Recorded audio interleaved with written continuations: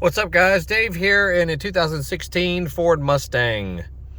This will apply to pretty much all Mustangs, especially base models. You're familiar with how to disable the traction control, that little button right down there. However, you can go deeper and disable the AdvanceTrac, which is stability control and traction control. Some people say it'll even give you a little more performance because it's not holding the car back at all. I know it's hard to say without doing actual dyno testing and whatnot, but I did feel like this car felt peppier with AdvanceTrac turned off. And honestly, you can do it while you're driving even. All you have to do is just hold down the button for about 5 seconds. I did it while I was driving. You didn't have to push the brake pedal or anything.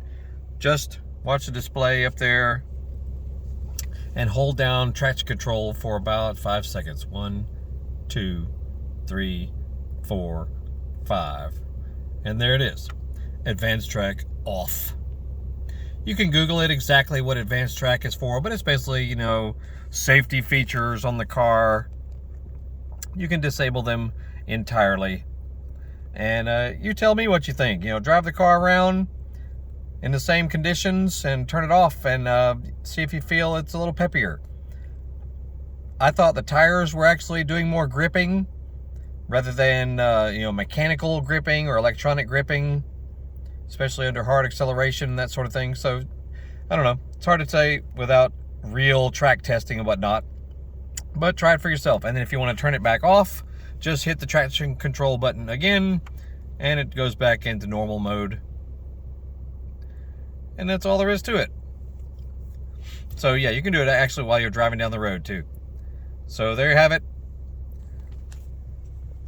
2016 Ford Mustang. This is a V6 base model. And we've been doing a little fix-ups, and we did a tune-up and all fluids replaced. And a really good running car. My wife has a 2020 Performance Pack EcoBoost, and great car. That thing is quick, great. We've done a tune to it with a Diablo Sport tuner. Seriously, a very fun car to drive. Gets good gas mileage. This one actually gets 24 miles per gallon average, and that's with spirited driving. So yeah, it's definitely a fun car to drive. We're gonna hopefully turn this into a track car just for, you know, just for fun, basically. Why not, you know? We got it very inexpensive, and you know, we're gonna do some upgrades to it. We've already done a brake system upgrade and a tune-up and throttle body upgrade and just other things. And I did the Diablo Sport tune on this as well, the 93 tune. Definitely woke it up a bit.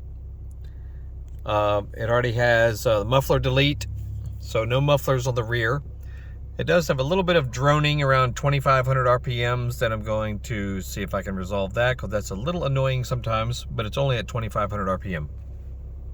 Anyway, there'll be more videos about this car coming in the future, so like, subscribe, follow, and look for us on Facebook, as well as our 2 YouTube channels and eBay and Amazon. So just Google Horsepower House, and you'll find all kind of stuff about us and what we do.